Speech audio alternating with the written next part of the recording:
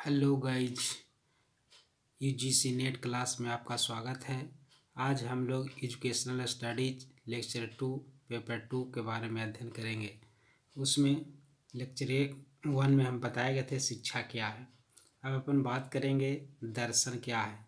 दर्शन जो है ये अंग्रेजी भाषा में हम फिलोसफी कहते हैं। फिलोसफी जो वर्ड है वह ग्रीक भाषा से लिया है। ग्रीक भाषा से लिया गया है। कौन सी भाषा? ग्रीक भाषा से लिया गया है। ग्रीक भाषा जो है दो शब्द से मिलकर गया, दो शब्द से मिलकर बना गया है। दो शब्दों से मिलकर बना है। दो शब्द कौन कौन से हैं? पहला है फिलोस और दूसरा है सोफिया, है ना। क्या है? सोफिया, है ना। फिलोस और सोफिया, है ना। फिलोस और सोफिया, फिलोस और सोफिया, ठीक है। फिलोस और सोफिया। फिलोस का अर्थ होता है प्रेम और सोफिया का अर्थ होता है ज्ञान, है ना। ज्ञान यानी इसका अर्थ अगर हम जाने तो इसका अर्थ हुआ ज्ञान के प्रति प्रेम, या फिर कहें तो ज्ञान के प्रति अनुराग यानी ज्ञान के प्रति प्रेम या ज्ञान के प्रति अनुराग की बात किया जाता है ना, मैंने जिसको आप चाहते हैं उसके प्रति प्रेम होना आवश्यक है ना। जैसे आपको मान लिया कि पढ़ना है ना। किसी को अगर गाड़ी खरीदने के शौक़ है तो उसमें वो रुचि प्रकट करेगा, है कि नहीं, तभी वह सामान को खरीद पा सकता है। दूसरी शब्दों में हम बात करते हैं कि जैसे यूजीसी नेट की परीक्षा पास करनी है तो पास करने का मतलब क्या हुआ? आपको टारगेट और उसमें रुचि होनी आवश्यक है, तभी तो आप वो नेट पास कर पाएंगे। तो इसी को कहा गया है कि ज्ञान के प्रति प्रेम होना चाहिए और ज्ञान के प्रति अनुराग होना चाहिए, ठीक है। अब अगला बात करते हैं कि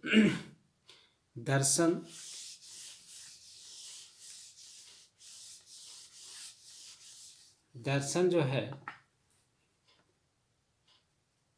ज्ञान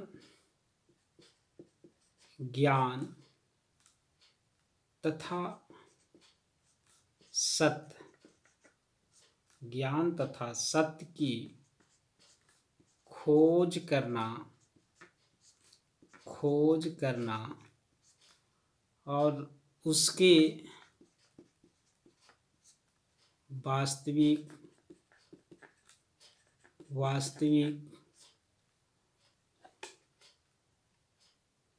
स्वरूप को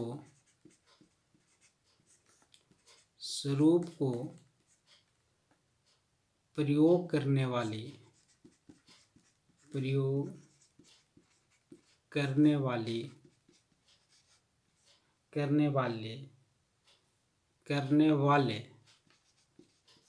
व्यक्ति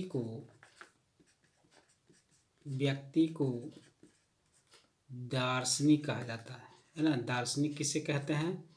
तो दार्शनिक जो उसी को कहते हैं जो ज्ञान तथा सत्य की खोज करता है और उसके वास्तविक स्वरूप को प्रयोग जब करता है, वैसे व्यक्ति को हम दार्शनिक कहा जाता है, ठीक है। यहाँ तक तो आपको क्लियर ही हो गया होगा, ठीक है। कुछ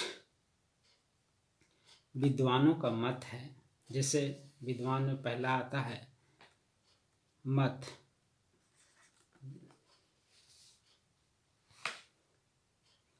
दर्शन के संबंध में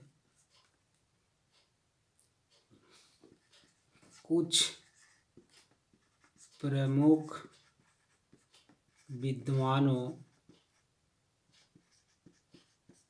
का मत। पहला, प्लेटो के अनुसार,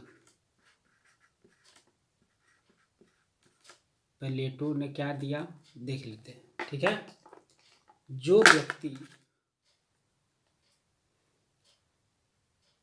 ज्ञान प्राप्त करने तथा नई नई बातों को जानने के लिए, जो व्यक्ति वैसे व्यक्ति जो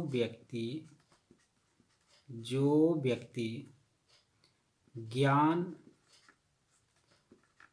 प्राप्त करने और नई नई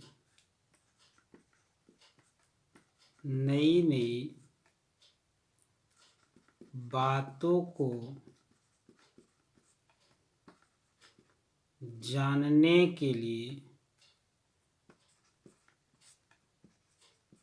जानने के लिए रुचि प्रकट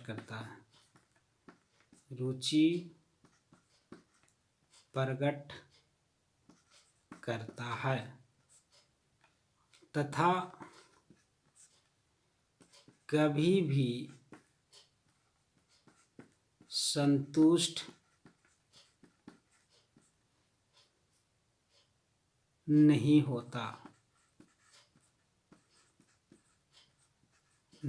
होता है, उसे दार्शनिक कहते हैं। ठीक है, जो व्यक्ति ज्ञान प्राप्त करने और नई नई बातों को जानने के लिए रुचि प्रकट करता है तथा कभी संतुष्ट नहीं होता है, उसे हम दार्शनिक कहते हैं। देखिए यहाँ पे, अब ज्ञान प्राप्त करने के लिए, जैसे मान लें कि कोई चीज़ आपको अध्ययन करना है। ठीक है, अब बच्चा, जैसे कि एकदम छोटा सा ले लीजिए, है ना, कि बच्चा जो है वह मान लिया कि 1 से लेके 10 तक पहाड़ा जान गया, 1 से लेके 100 तक अगर जान लेता है गिनती, है ना, तो उसमें क्या हो जाएगा, अब उस जब पहाड़ा जान गया, गिनती जान गया, तो उसको इच्छा होगी कि भाई अगला बच्चा जो है वह जोड़ घटाव कैसे जानता है, हम भी जोड़ घटाव सीखेंगे। अब उसको दिमाग में आ गया जोड़ घटाव, है ना, जोड़ घटाव भी सीख लिया, गुना सीख लिया, भाग, ये नहीं, उसको हमेशा कुछ संतुष्टि करने के लिए वह संतुष्ट नहीं हो पाता है कि हम जैसे कि उसको रुचि है कि हम ये चीज़ सीखें, ये रुचि के अंतर्गत आ गया, नई बात हो गया। और संतुष्ट कभी इसलिए नहीं था कि भाई वो चीज़ सीख लिया, फिर भी और लालसा आगे की ओर रहती है कि हम सीखना चाहें, है कि नहीं। तो इसको हम बोला जाता है कि जो व्यक्ति ज्ञान प्राप्त करने और नई नई बातों को जानने के लिए रुचि प्रकट करता तथा कभी संतुष्ट नहीं होता, उसे हम दार्शनिक कहते हैं। ठीक है, यहाँ तक की बात तो समझ में आ गई होगी। अब नेक्स्ट बात करते हैं। ठीक है,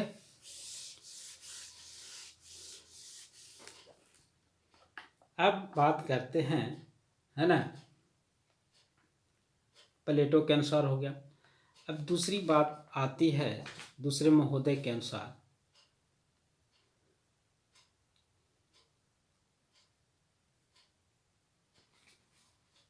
शोपेनहावर।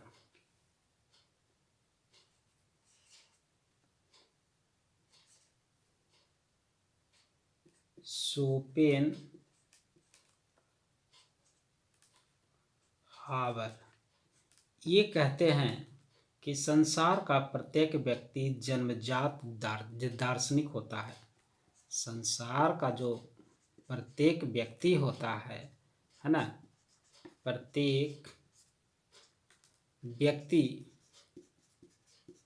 क्या होता है, संसार का व्यक्ति जन्मजात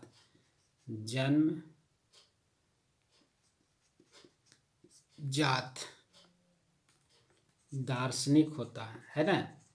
यानी दार्शनिक होता है। ठीक है, अब हम दार्शनिक होता है। ठीक है, प्रत्येक व्यक्ति क्या होता है? दार्शनिक होता है। हर व्यक्ति की इच्छा यही रहती है ना, कि हम कुछ नया ज्ञान प्राप्त करें, है ना। ज्ञान प्राप्त करने के मतलब जैसे समाज में रह रहा है व्यक्ति, जैसे कि घर में क्या चल रहा है या बाहरी संसार में क्या है, वो हमेशा जानने की उत्सुकता रहती है। तो नया ज्ञान वो प्राप्त कर रहा है, तो वही दार्शनिक है ना। अब बात करते हैं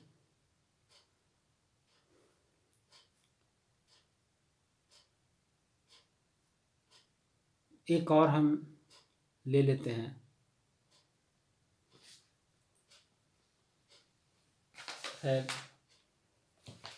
दर्शन। दो को आप नोट कर लिए, ठीक है। अब दूसरा बात करते हैं बर्ट्रैंड रसेल।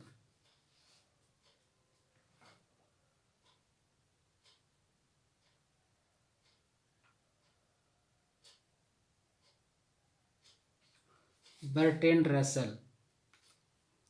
तीसरा बर्ट्रैंड रसेल। ठीक है, अन्य क्रियाओं के समान, अन्य क्रियाओं के समान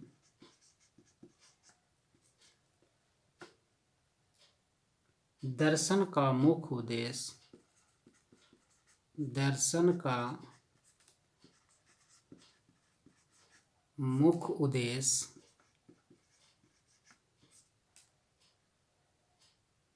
ज्ञान की प्राप्ति है। ज्ञान की प्राप्ति है। बर्ट्रैंड रसल महोदय कहते हैं कि अन्य क्रियाओं के समान दर्शन का मुख्य उद्देश्य है ज्ञान के। जो भी दूसरे क्रियाएं कर रहे हैं उस सब का मुख्य, दर्शन का भी मुख्य जो उद्देश्य है वो ज्ञान के प्राप्ति है। ठीक है, अब आगे बात करते हैं, और भी है, आपको बुक में मिल जाएगी, बुक से आप लोग थोड़ा सा कर सकते हैं। दर्शन जो होता है, दर्शन शब्द, इसका अर्थ की बात किया जाए तो इसका अर्थ हुआ साक्षात, साक्षात देखना, यानी प्रत्यक्ष देखना, साक्षात देखना या प्रत्यक्ष देखना, है ना। ये हम लोग बात कर रहे हैं। ठीक है, दर्शन को एक अनुशासन के रूप में मानते हैं। किसके रूप में? अनुशासन के रूप में मानते हैं, है ना। दर्शन को एक अनुशासन के रूप में देखा जाता है।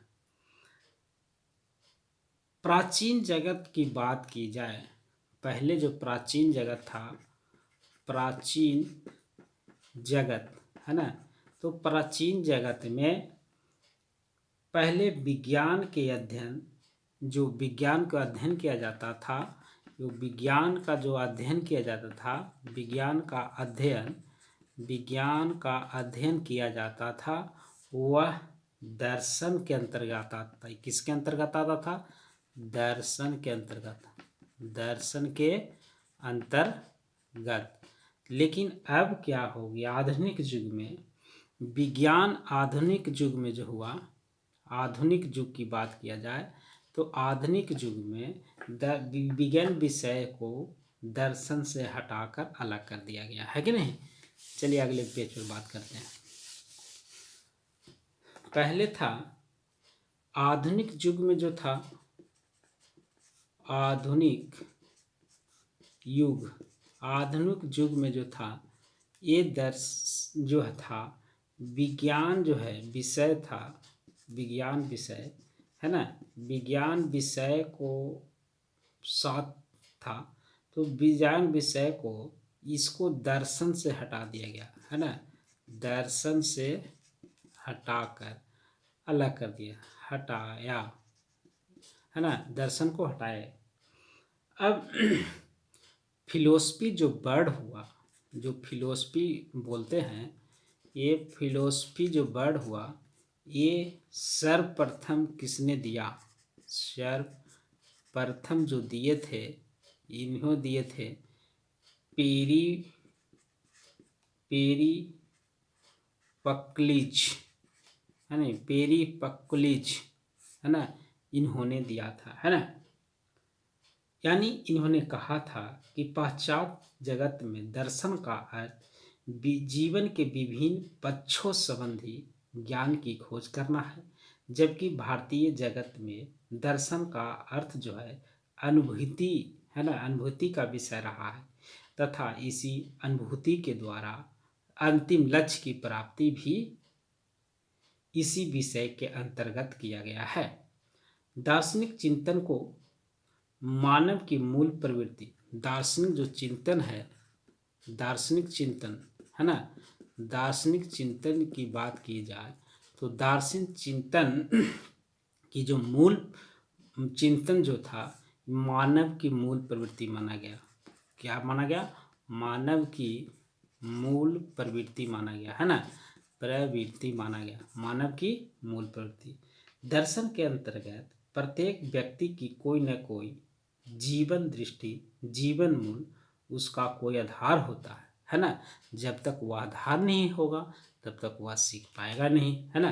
जैसे मान लिया कि किसी व्यक्ति को उद्देश्य होगा कि हमको ड्राइविंग करना है, तो गाड़ी खरीदेगा है ना, वह सीखेगा तभी तो उसमें रुचि आएगी, तभी तो वह सीख पाएगा। इसी से हम कह सकते हैं ना, पाश्चात्य जो देश में थे उनमें दर्शन के अंतर्गत बौद्धिक, पाश्चात्य जो थे पाश्चात्य जगत में, पाश्चात्य देशों में या जगत की बात किया जाए तो उसमें दर्शन के अंतर्गत बौद्धिक चिंतन को महत्व दिया। इसमें जो है से बुद्धि, बौद्धिक माने बुद्धि, बौद्धिक बुद्धि का पर ज़्यादा बल दिया गया, महत्व दिया गया। पाश्चात्य दर्शनों ने अप्रोच ज्ञान को ही बौद्धिक चिंतन के रूप में माना गया है, जबकि भारतीय दर्शन में बौद्धिक चिंतन को इतना महत्व नहीं दिया गया। भारतीय दर्शन में है कि नहीं।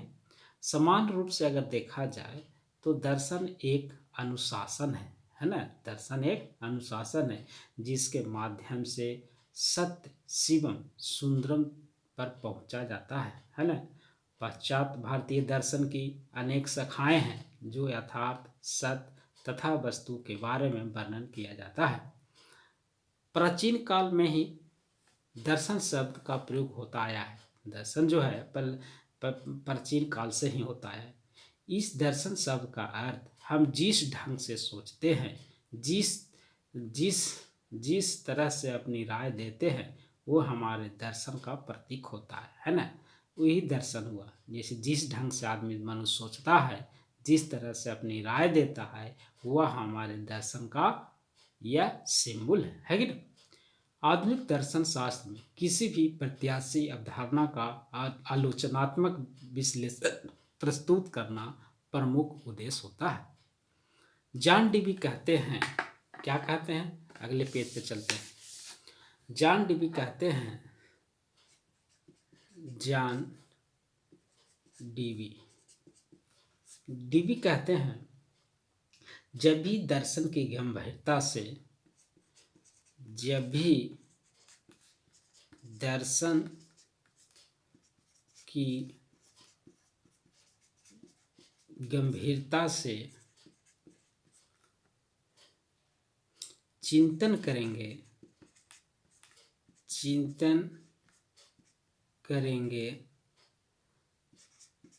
तभी उसके ज्ञान का प्रभाव, ज्ञान का प्रभाव जीवन पर पड़ेगा, जीवन पर पड़ेगा, है ना। ये जॉन डेवी का कथन है कि जब भी दर्शन की गंभीरता से चिंतन करेंगे तभी उसके ज्ञान का प्रभाव जीवन पर पड़ेगा, है ना। अब जैसे देखिए, कोई भी विषय के आदमी है, सीखता है ना। अब जैसे सीख लिया, है ना। जैसे मान लिया कि उसको पढ़ाई करना है, तो उसका उद्देश्य क्या है कि अच्छे से रहन सहन मेरा हो, समाज में अच्छा स्थान प्राप्त हो। तो उसके लिए शिक्षा ग्रहण करता है कि ताकि हमको शिष्टाचार, ये सारी चीज़ बातों को सीख सके और उसी के अनुसार उसको जीवन पर मिलता है। अगर अच्छा व्यक्ति करता है तो अच्छा उसको महसूस होता है ना। दूसरा आता है Herbert Spencer, Herbert Spencer, Spencer इन्होंने कहा दर्शन को, दर्शन को सार्वभौमिक विज्ञान के रूप में, सार्वभौमिक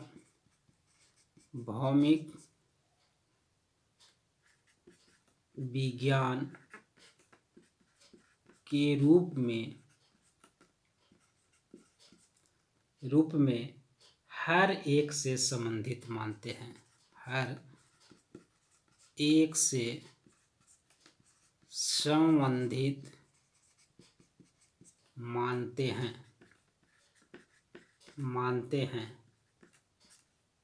वे सब लोग जो सत्यता एवं साहस से प्रकृति,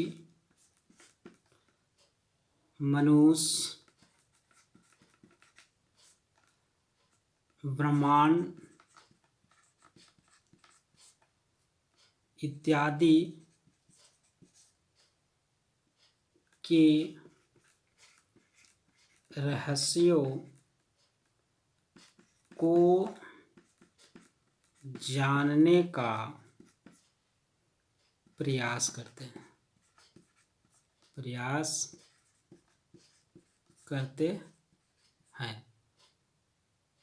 वे दार्शनिक कहलाते हैं। क्या कहलाते हैं? दार्शनिक कहलाते हैं और धर्मशास्त्री भी कहलाते हैं।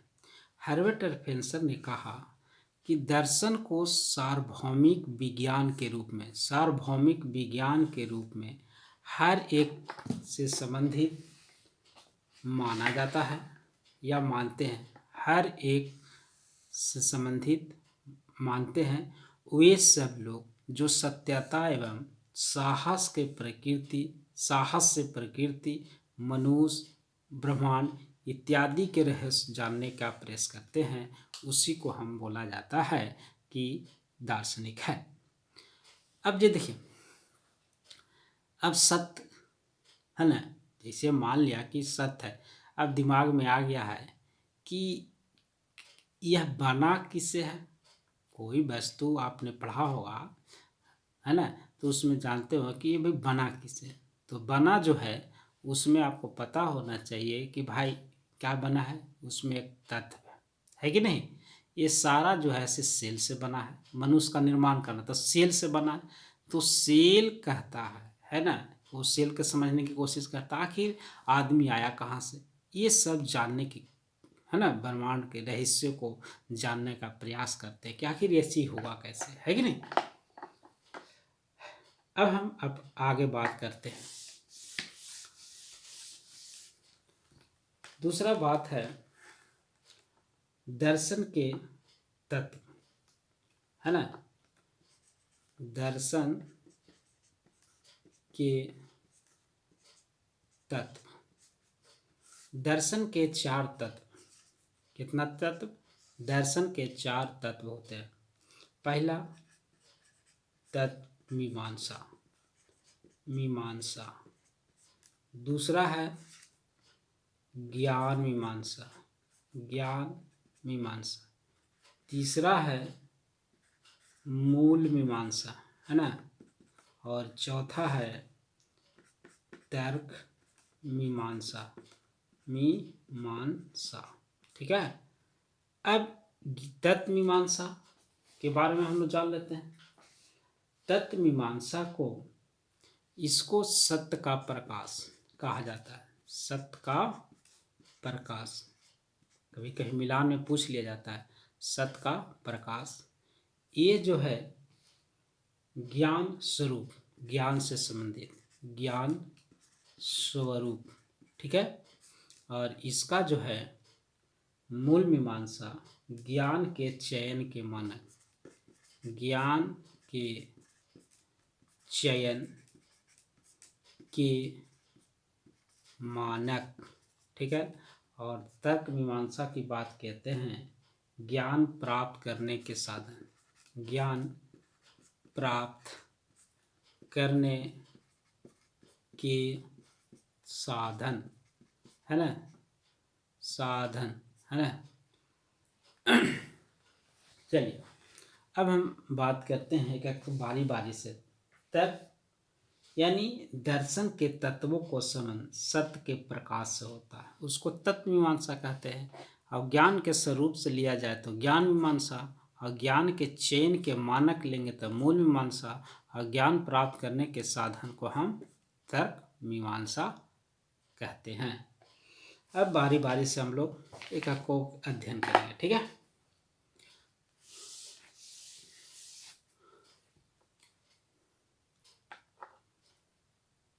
तर्क मीमांसा, पहला आता है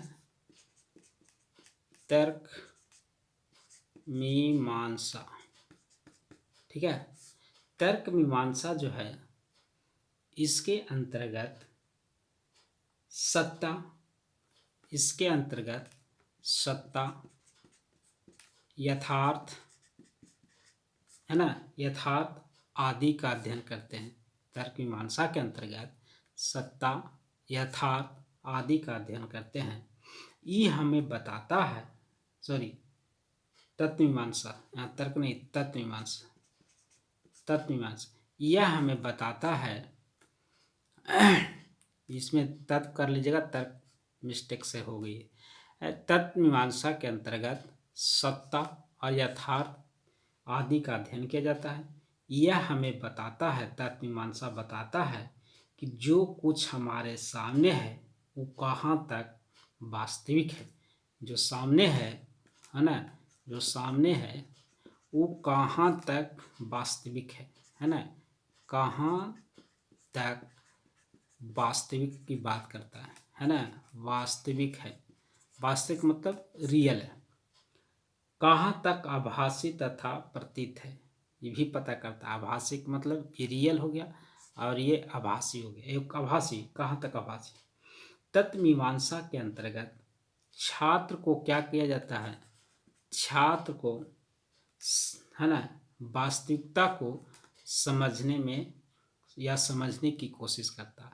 छात्र क्या करता है, तत्व मीमांसा के अंदर जो होता है, छात्र वास्तविकता को समझने के, वास्तविकता को समझने की कोशिश करता है, की कोशिश, है ना, कोशिश करता है कि नहीं। तथा आभास से बचने की कोशिश करता है। वास्तविक है, जैसे गलत चीज़ है, अब गलत चीज़ अनुकरण तो करना है नहीं, उसको सत्य को अनुकरण करना पड़ेगा ना। जैसे मान लीजिए, देखिए, और जैसे मान लिया कोई वस्तु, हर जीवन में हर तरह के व्यक्ति पाए जाते हैं। जीवन जो है उसमें हर एक प्रकार के व्यक्ति पाए जाते हैं, सही और गलत। तो बच्चा जो है जब वहाँ पे जब इन्वॉल्व होता है समाज के अंदर, तो उसको अंदर सत्य भी आता है और असत्य आता है ना। तो जो काल्पनिक चीज़ है ना, यानी मनुष्य को, छात्र को जो काल्पनिक चीज़ है वो चीज़ पर ध्यान नहीं देकर सत्य पर ध्यान देना चाहिए, है कि नहीं। और वह ध्यान देने की कोशिश करता है, तब हम कहते हैं कि वह वास्तविकता को समझने की कोशिश करता है। मनुष्य को एक दिन मरना जरूर है, ये सत्य है ना। अब इस चीज़ को समझना आवश्यक है। अगर मान लिया कि अगर मनुष्य अगर सत्य को नहीं ध्यान देगा और वह भौतिक चीज़ की ओर ज़्यादा आकर्षित रहता है, तो उससे क्या होगा, प्रभावित पड़ेगा, है कि नहीं, उसको कष्ट आएगी, है नहीं। जहाँ पे आप जानते हैं कि ये भौतिक चीज़ से कष्ट होता है, क्योंकि ये चीज नश्वर है, कभी भी समाप्त हो सकता है, ठीक है। तत्व मीमांसा के अंतर्गत तत्व मीमांसा में भौतिक संसार को आभास या प्रतीत माना गया। ये तो हम अभी आपको समझाया था तुरंत। पश्चात जगत में दार्शनिकों ने वास्तविकता पे प्राचीन जो जगत जो था, उन लोग वहाँ के जो मानव थे उस पर क्या है, वहाँ भी दार्शनिकों ने क्या दिया, वास्तविकता पे दार्शनिक जो थे वहाँ पे वास्तविकता पर बल दिए थे। ये दिए थे, वास्तविकता पर बल दिया गया। विचार एवं प्रत को ही वास्तविक बने, है ना। विचार जो है, विचार अच्छा विचार होना जरूरी है ना। यानी इसे विचार होना आवश्यक है, और विचार अच्छा हो तो वह अच्छा माना जाता है। तत्व मीमांसा को तत्व विद्या या तत्व विचार भी कहते हैं। एक चीज और ध्यान में लीजिए, तत्व मीमांसा को क्या कहा जाता है, आगे हम नेक्स्ट पेज पर बात करते हैं, ठीक है। तत्व मीमांसा जो है, तत्व मीमांसा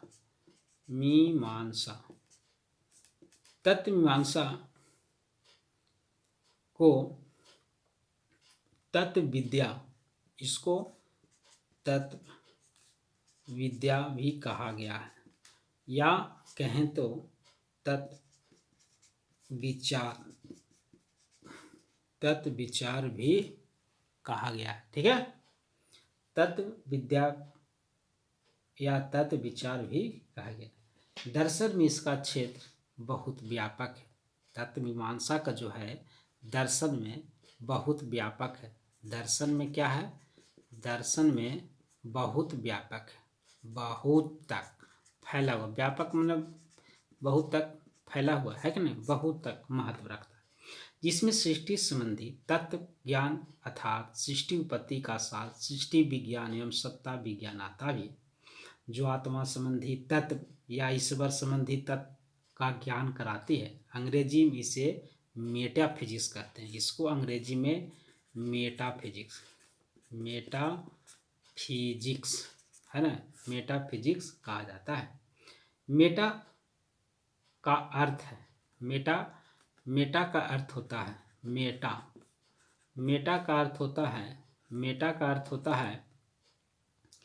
मेटा का अर्थ परे, क्या है, परे। तथा फिजिक्स का अर्थ होता है फिजिक्स का अर्थ होता है भौतिक जगत का विज्ञान।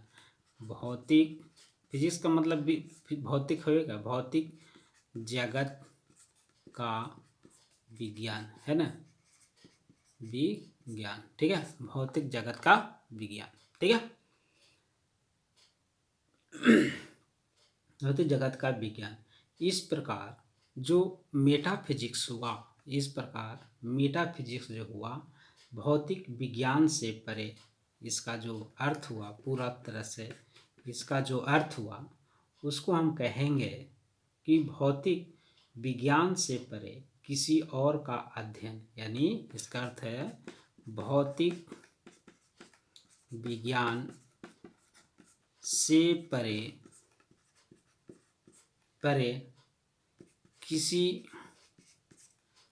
और का अध्ययन, है ना, अध्ययन, ठीक है। मेटाफिजिक्स परे, मेटा का मतलब होता है परे, और फिजिक्स में भौतिक जगत का विज्ञान, भौतिक विज्ञान से परे किसी और का अध्ययन किया जाता है। अब यहाँ साधारण शब्दों में कहा गया कि जहाँ भौतिक विज्ञान समाप्त होता है जहाँ भौतिक विज्ञान समाप्त होता है वहीं से तत्व मीमांसा प्रारंभ हो जाता है। तत्व मीमांसा के अंतर्गत यानी दार्शनिक के अनुसार कहा कि विश्व का मूल तत्व एक है, इसे एक तत्ववादी कहा गया है। तत्व मीमांसा के अंतर्गत कहा दार्शनिक ने, उसने कहा कि विश्व का जो मूल तत्व है इसे एक तत्ववादी कहा गया है। यानी कुछ एक तत्ववादी दार्शनिक के अनुसार यह एक तत्व अचेतन होता है ना, जिसे भौतिकवादी एक तत्ववाद कहा गया है। दूसरी विचारधारा के अनुसार तत्ववादी क्या है, आध्यात्मिक का तत्ववादी, जिसमें क्या है, चेतना पाई जाती है ना, और चेतना जिसमें पाया जाएगा, है कि नहीं। तत्व मीमांसा के अंतर्गत मनुष्य यह जानने की कोशिश करता है कि नश्वर जगत को बनाने वाला कौन है ना। जैसे मान लिया कि नश्वर जगत क्या है, जो नष्ट हो जाए, नश्वर का मतलब नष्ट हो जाए। अब नष्ट को बनाने वाला कैसे, जैसे मान लो कि टेबल कुर्सी ये सब बना रहे हैं, तो देखा कि पहाड़ आया कहाँ से, यह पेड़ पौधे आए कहाँ से, ये सब जानने की कोशिश करता है और पहचानने तक वहाँ कोशिश करता है कि आखिर मनुष्य जो है यह बना कैसे, मनुष्य का निर्माण कैसे होगा, ये जानने की कोशिश करता है। तत्व मीमांसा के अंदर धर्म को भी व्यापक आधार में, धर्म के आधार है ना, प्रदान किया गया। धर्म के माध्यम से ईश्वर के अस्तित्व, उसकी उपासना हो गया, सांसारिक माया मोह हो गया, ये सब विरक्ति यादों को विचारों को व्यक्त करता है कि भाई मोह माया में जाल में फंसता है, तो ये भी तो भौतिक के अंतर्गत आ गया, ठीक है। यानी इसके संदर्भ मैक्स बिंगो ने कहा कि यदि सत्य को समझना हो, हाँ मैक्स बिंगो कहा, क्या कहा मैक्स बिंगो, अब देखिए मैक्स बिंगो की बात, ठीक है। Max Bingo, max Bingo, max Bingo, max Bingo ने कहा यदि सत्य को समझना है, यदि सत्य को समझना है तो शिक्षा के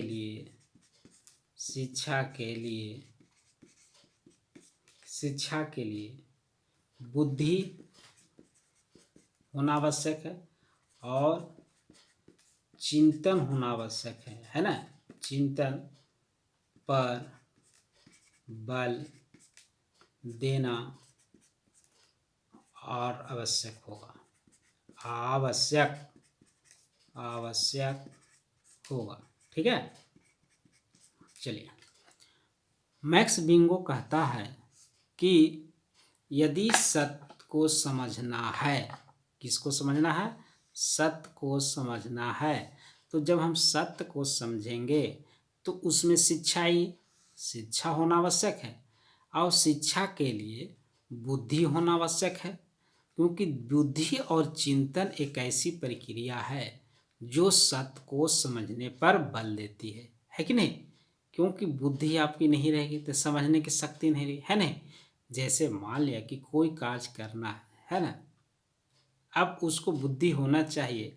अब जैसे मान लिया किसी को कहा कि किसी व्यक्ति ने कहा कि एक गिलास पानी लाओ, ठीक है, एक गिलास पानी लाओ। अब एक गिलास पानी लाने का अर्थ हुआ तो उसमें बच्चा को कहा गया कि एक गिलास पानी लाओ, तब उसको दिमाग में ये बुद्धि आनी चाहिए कि गिलास होना आवश्यक है कि नहीं, प्लस उसमें पानी देखेगा, पानी कहाँ पे है, ये दोनों चीज़ आप देखेगा, गिलास भी देखेगा और पानी भी देखेगा।